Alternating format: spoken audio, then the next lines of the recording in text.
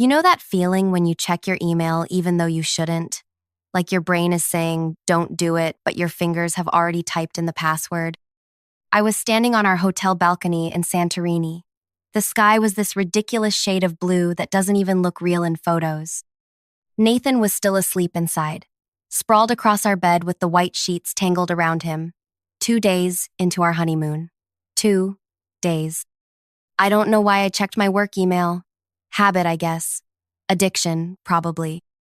The subject line was personnel update, position elimination. Not even my name, just personnel update. Like I was a freaking software patch. I remember how the phone felt suddenly heavy in my hand, how my stomach dropped before I even opened it, how the bright Greek sunshine seemed to dim as I read, Dear Elena, effective immediately, your position at Blackwood Partners has been eliminated due to departmental restructuring. Your final paycheck, including 2 weeks severance, will be deposited on the regular pay schedule. Please coordinate with IT regarding the return of company property upon your return. Regards, Josephine Blackwood, Chief Executive Officer. That's it. 6 years at the company. 6 years of 60-hour weeks, of canceled plans and missed birthdays. 6 years of building their client list from nothing into something that made them millions. And it ended with a 58-word email. I read it 4 times, each time hoping the words would somehow rearrange themselves. They didn't. I walked into the bathroom so Nathan wouldn't hear me cry, sat on the cold tile floor with my back against the door and sobbed into a hotel towel. The kind of crying where you can't breathe right, where your whole body shakes, where you're making these awful animal sounds you didn't know you could make. I cried until my face was swollen and I couldn't see straight. I was 34 years old, newly married, and unemployed in a foreign country. Hi, I'm Elena Christakos. Well, Elena Christakos Reeves now. Half Greek, all workaholic, apparently completely disposable. Until 2 weeks ago, I was the Senior Client Relations Director at Blackwood Partners, a wealth management firm in Boston that caters to high net worth individuals, which is just fancy talk for rich people who need someone else to manage their money. Before I go on, can you hit like and subscribe and tell me in the comments if something like this has happened to you? Because in those first few hours, I felt so alone, I could barely breathe. Like I was the only person who'd ever been betrayed like this. I know now that's not true, but God, it felt that way. So there I was, sitting on the bathroom floor of this stupidly expensive hotel that I'd saved 3 years for, trying to figure out how to tell my husband of exactly 10 days that I'd just lost my job. The job that was paying for half of our mortgage. The job I'd talked about at our wedding when I thanked my work family for being so supportive. The job where, apparently, no one even had the decency to call me. I splashed cold water on my face and tried to pull myself together. Nathan knocked on the door. Lena, you okay in there? I opened the door and his face just fell. He knew immediately. What happened? Is it your mom? I handed him my phone, watched his expression change from concern to confusion to anger. What the actual, they can't do this. Can they do this? While you're on your honeymoon? I nodded. Apparently they can. But why? Your last performance review was stellar. You just landed the Petropolis account last month. The Petropolis account, a $50 million portfolio I'd spent 18 months courting.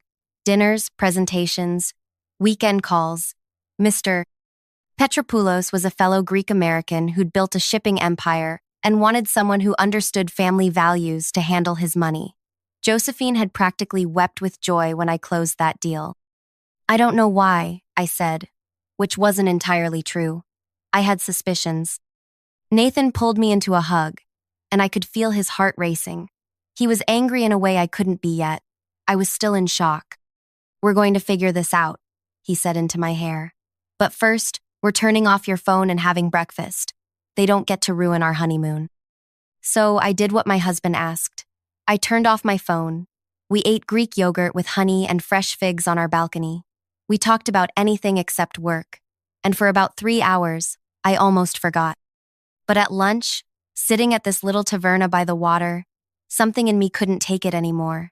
While Nathan was in the bathroom, I turned my phone back on. It exploded. Notifications stacked on top of each other. Texts, calls, voicemails, emails, all from the same few hours after I'd received the termination email. The first text was from Arjun, my assistant. "What is happening? Clients are freaking out. Josephine looks like she's going to have a stroke. Call me."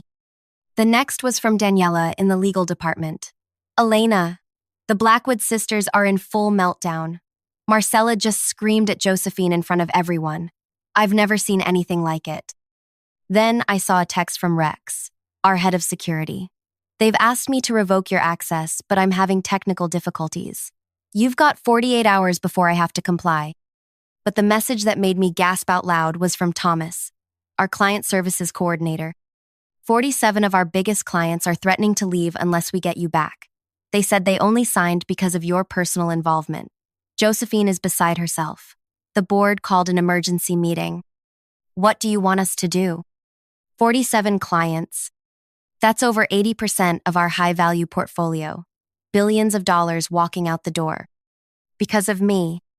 My hands were shaking so hard I could barely scroll through the rest of the messages. Voicemails from clients themselves. People like Jonathan Leibowitz, who managed a hedge fund and had entrusted us with his personal fortune. Diana Chen, the tech CEO, who'd followed me from my last firm. The Rosenberg family, who'd been with me since I started. All saying variations of the same thing. If Elena's gone, we're gone. Nathan came back to the table and found me staring at my phone, tears streaming down my face. "What now?" he asked, alarmed. I looked up at him and something shifted inside me. The shock was wearing off. The hurt was still there. A jagged wound that would take time to heal. But now there was something else.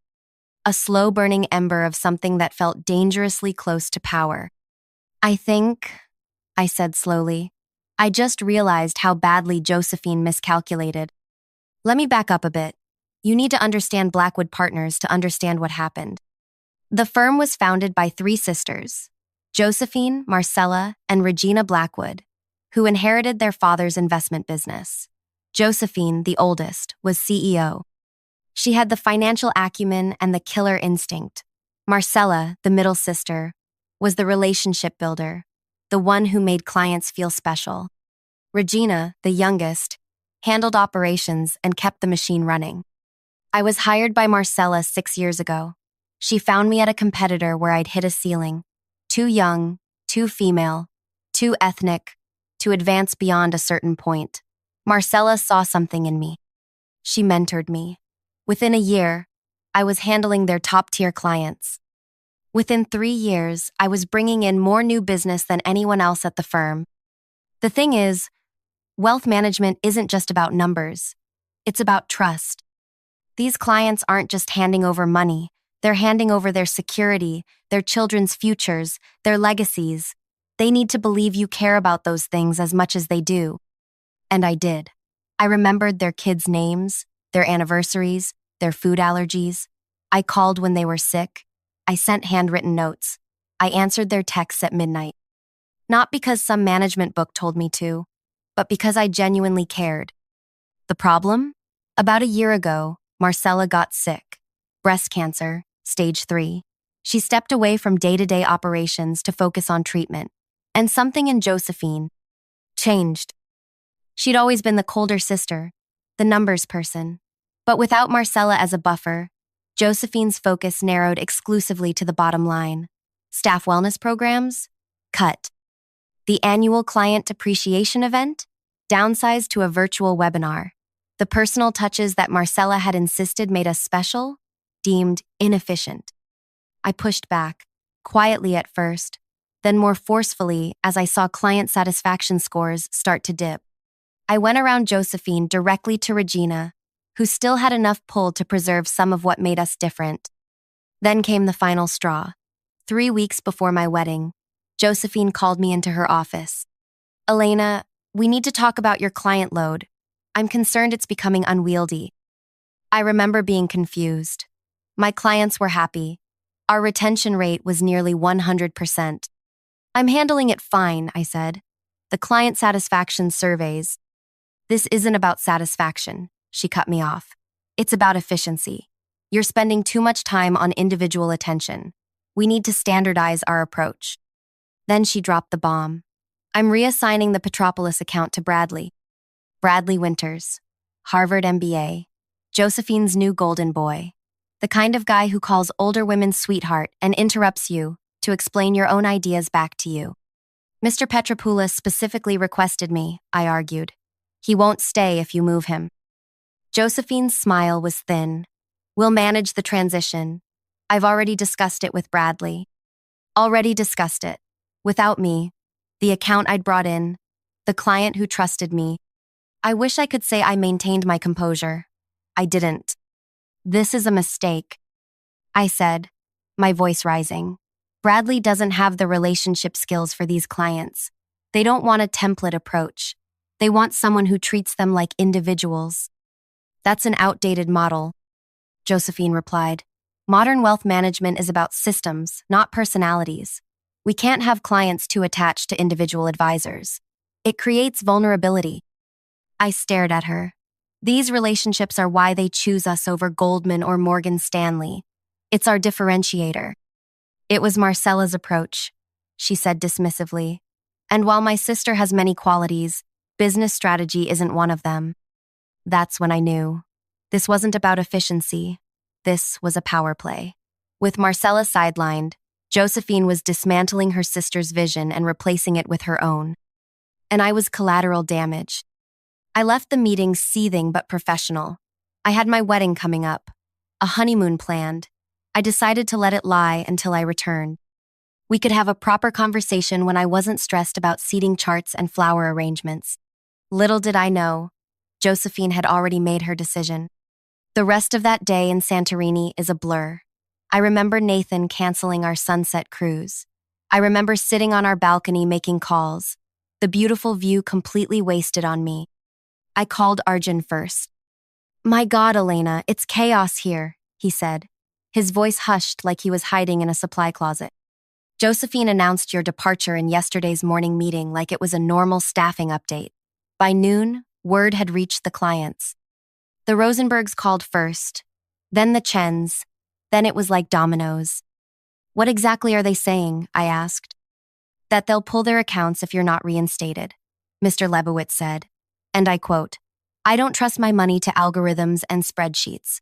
I trust Elena. I felt a surge of gratitude so intense it nearly brought me to tears again.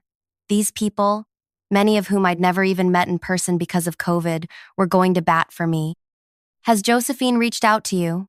Arjun asked. No, I said. Just the termination email. He made a disgusted sound. Regina's furious. She's saying Josephine made this decision unilaterally, without board approval. There's talk of an emergency vote. And Marcella? She showed up today. First time in months. She looked awful, still doing chemo, but she was on the warpath. I've never heard her raise her voice before. I hung up and immediately checked my email again. Still nothing from Josephine. Nothing from HR. It was like they'd thrown a grenade and then gone silent. I called Rex next, to understand what kind of access I still had. Then Daniela in legal, to find out where I stood contractually. Then I started returning client calls. Every conversation followed the same pattern. Shock and outrage on their behalf. Concern about what this meant for their accounts. And then, invariably, the question, what are you going to do next? By dinner time, my phone buzzed with a text from a number I didn't recognize. Elena, this is Regina Blackwood. We need to talk. Urgently. Can you call me on this personal number? I showed Nathan the text. He'd been sitting beside me for hours, bringing me water, taking notes, being my rock. Are you going to call her? He asked. I stared at the message for a long time. The old Elena, the people pleaser, the good employee, the woman who never rocked the boat, would have called immediately. Would have been pathetically grateful for the attention. But that Elena died on a bathroom floor in Santorini. Not yet, I said, setting down the phone. First, I need to figure out what I actually want. Nathan's eyes widened slightly. Then he smiled. A small, proud smile that made my heart lift for the first time that day. And what do you want? He asked.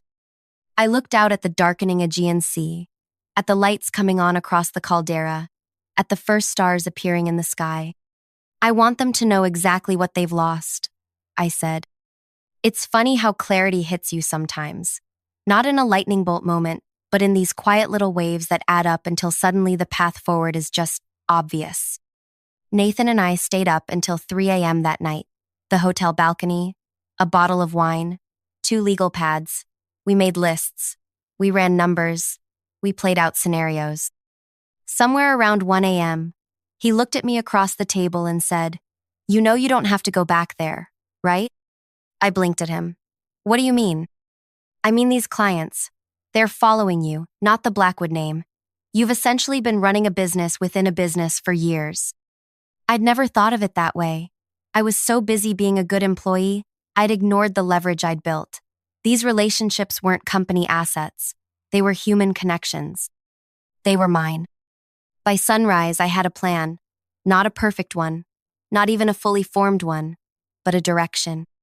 I waited until Boston business hours and called Regina back. "Elena," she answered immediately. "Thank God. I've been trying to damage control this disaster since yesterday morning." "What exactly happened, Regina?" I kept my voice steady. She sighed heavily. "Josephine made an executive decision without consulting the board. She said your compensation package had become unsustainable, and that Bradley could maintain your client relationships at 60% of the cost." I actually laughed. It was so absurd. "And how's that working out for her?"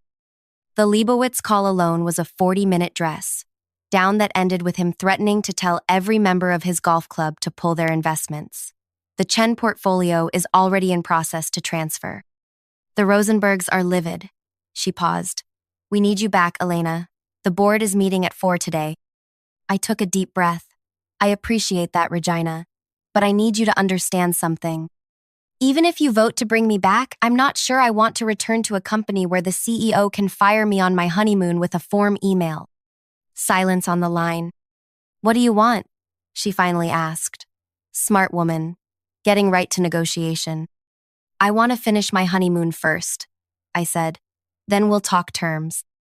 "Elena, we don't have that kind of time. Clients are moving their money now."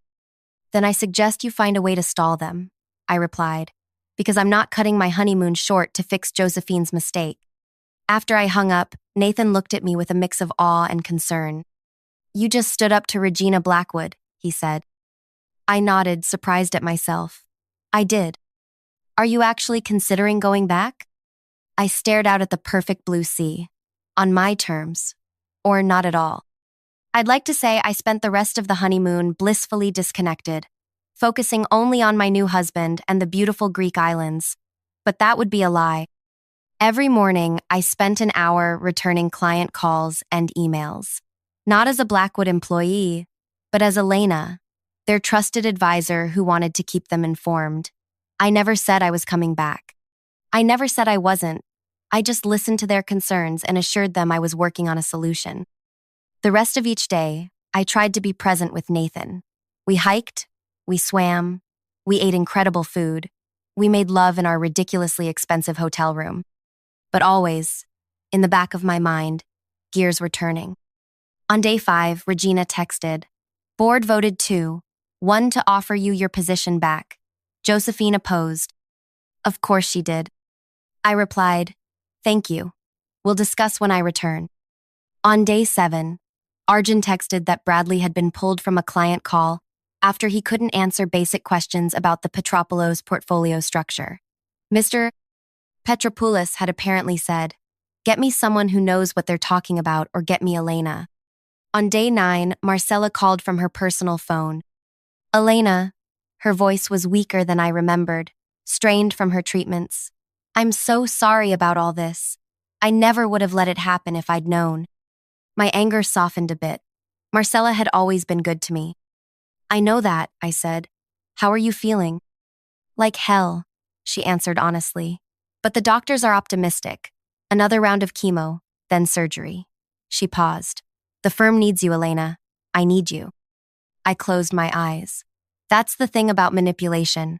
It still works even when you recognize it. "Marcella, I appreciate that.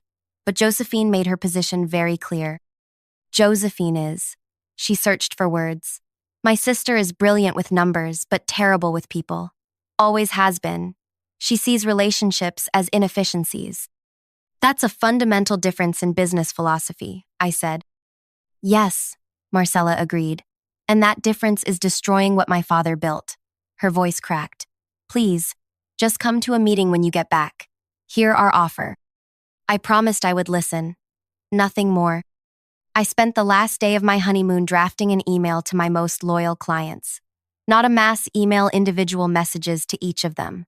Personalized, addressing their specific concerns. I didn't send them. Not yet. But they were ready. We flew back to Boston on a Sunday. Monday morning, I dressed carefully.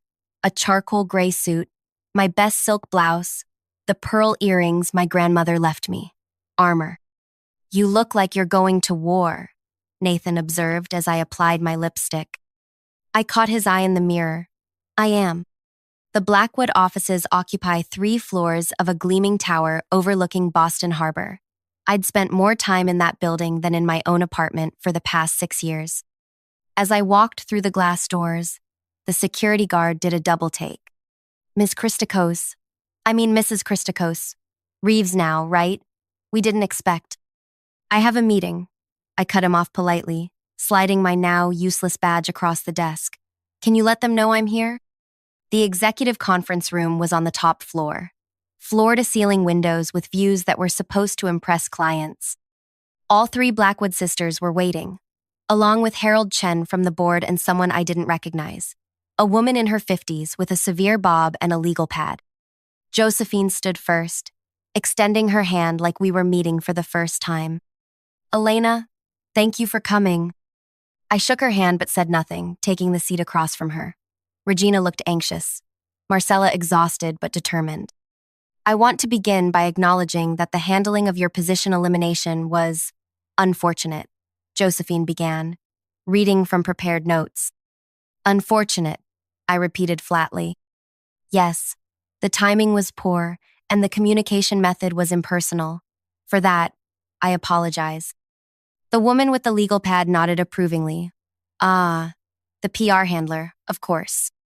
However, Josephine continued, I stand by the business decision. We needed to restructure client services for scalability and efficiency. I folded my hands on the table. And how is that restructuring going, Josephine? Regina shifted uncomfortably. Marcella stared at her sister. There have been challenges, Josephine admitted, which is why we've asked you here. The board has voted to create a new position, Executive Client Relations Director. You would report directly to the board, not to me. Your compensation would increase by 15%, plus an expanded equity package. I looked at each of them in turn. And you believe that solves the problem? We believe it acknowledges your value to the firm, Regina said, and creates a structure where this kind of misunderstanding couldn't happen again. Misunderstanding. What a sanitized word for betrayal. I'm curious, I said, addressing Josephine directly. Did you actually think the clients wouldn't care? That Bradley could just step in and they'd accept it? She stiffened. We underestimated the personal attachments. That's a fair criticism. It's not about personal attachments, I said, leaning forward. It's about trust. These people entrust us with their financial security, their children's futures, their retirements. That's intensely personal. They don't trust Blackwood Partners. They trust specific people at Blackwood Partners. Marcella nodded. That's what I've been saying for 20 years. So, Harold Chen spoke for the first time. Will you accept our offer? I reached into my bag and pulled out a folder. No, I said simply. I won't. Josephine's face darkened. Elena, be reasonable. You're not going to find a better compensation package elsewhere. I don't want to be someone else's asset anymore, I said, sliding papers across the table to each of them. This is my counter-proposal. They all stared at the document titled Christakos Partners, LLC. You're starting your own firm? Regina asked, eyes wide. I already have, I replied. Filed the paperwork last week. I've secured financing based on commitments from clients representing over $2 billion in assets. The room went silent. The PR woman was scribbling frantically. This would destroy Blackwood, Josephine said, her voice deadly quiet. Not necessarily, I said. That's why I'm here. I'm proposing a managed transition, an official spin-off, with Blackwood maintaining a minority stake. My clients move with me, but your company preserves some of the value and avoids a mass exodus. Harold Chen was reading my proposal with increasing interest. A strategic partnership, he mused. Exactly. Blackwood gets a revenue share without the overhead of my team. I get independence and control over client relationships. I looked directly at Josephine. Everyone gets what they actually want. This is absurd, Josephine snapped. We'll challenge this legally. Your client relationships were developed while employed here. There are non-competes. That mysteriously disappeared from my contract during my last renewal. I finished for her. I checked with legal before I left. And since you terminated me without cause, any remaining restrictions are unenforceable. Marcella let out a sound between a laugh and a cough. She's got you, Joe. You knew about this? Josephine turned on her sister. No, Marcella replied. But I'm not surprised. Elena was always smarter than you gave her credit for. She turned to me. What would this partnership look like practically? For the next hour, we hashed out details. Harold and Regina asked pointed questions. The PR woman stopped taking notes and just listened, wide-eyed. Josephine said almost nothing, her lips pressed into a thin line. By the time we finished, we hadn't reached a final agreement, but the outlines were clear. I would establish Christakos Partners with my core clients. Blackwood would maintain a 20% stake, ensuring they didn't lose everything. Most importantly, I would have complete autonomy over client relationships and business development. We'll need to take this to the full board, Harold said finally. I nodded and stood. You have 48 hours. After that, I send my announcements to clients. As I gathered my things, Josephine finally spoke again. You planned this all along, didn't you? Built up your client relationships knowing you'd eventually take them. I met her gaze evenly. No, Josephine. I built relationships because that's what good advisors do. I loved this company. I defended it. I recruited for it. I canceled plans and missed holidays for it. I slipped my folder back into my bag. You taught me something valuable, though. Never confuse loyalty to a company with loyalty to your own worth. I walked out of that conference room with my heart pounding but my steps steady. In the elevator, I finally let myself exhale, leaning against the wall as the doors closed. My phone buzzed with a text from Nathan. How did it go? I smiled and typed back, I just became a CEO. The next 48 hours were a blur. More meetings, lawyers, phone calls with potential staff starting with Arjun, who accepted my offer on the spot. The board approved my proposal, with one change. They wanted 30% ownership. I counter-offered at 22%. We settled at 25%. 1 week after returning from my honeymoon, I signed papers establishing a formal partnership between Blackwood Partners and the newly formed Christakos Partners. 3 weeks after that, we moved into our own offices, smaller, but with the same harbor view. The transition wasn't perfectly smooth. Bradley tried to convince some of my clients to stay. A few of the smaller ones did. But the core relationships, the Leibowitzes, the Chens, the Rosenbergs, the Petropoulos account, they all came with me.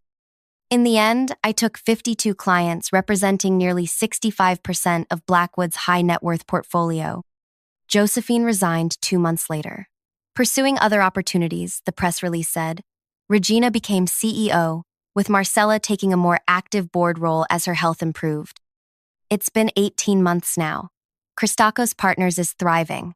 We've even stolen a few key employees from Blackwood, including Daniela from legal and Rex from security. I work just as hard as I ever did, but now every late night and weekend email feels different. It's mine. Nathan and I bought a house outside the city.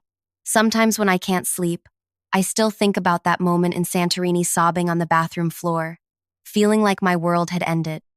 I think about how close I came to begging for my job back. Last week, Marcella invited me to lunch. Her cancer is in remission. Her hair is growing back, silvery at the temples. You know, she said as we shared a bottle of wine, when Josephine sent that email, I nearly disowned her. But now, she gestured between us. At the successful businesswomen we'd both become, I almost want to thank her. I laughed. I wouldn't go that far. Fair enough, she smiled. But look what you've built, Elena. Would you have ever done it if you hadn't been pushed? I thought about it honestly. Probably not. Sometimes the worst moments crack us open in ways we need, she said. Not that I'm defending her. What she did was cruel and stupid. And the best thing that ever happened to me, I admitted. We clinked glasses to that. So if you're watching this and you're in that bathroom floor moment, the one where you feel like everything is collapsing, I want you to know something. You're stronger than you think you are. That thing you're afraid to do, the leap you're terrified to take, sometimes the universe pushes you when you won't jump yourself. When Josephine fired me, she thought she was eliminating a cost center. What she really did was create her biggest competitor. The best revenge isn't something you plot and scheme. It's not about making someone else suffer. It's about taking the blow and transforming it into something powerful. It's about becoming more fully yourself. That email was meant to end my career. Instead, it forced me to begin. So be angry. Cry on the bathroom floor. Feel everything you need to feel. Then get up, wash your face, and start building. Because sometimes getting fired isn't the end of your story. It's the first page,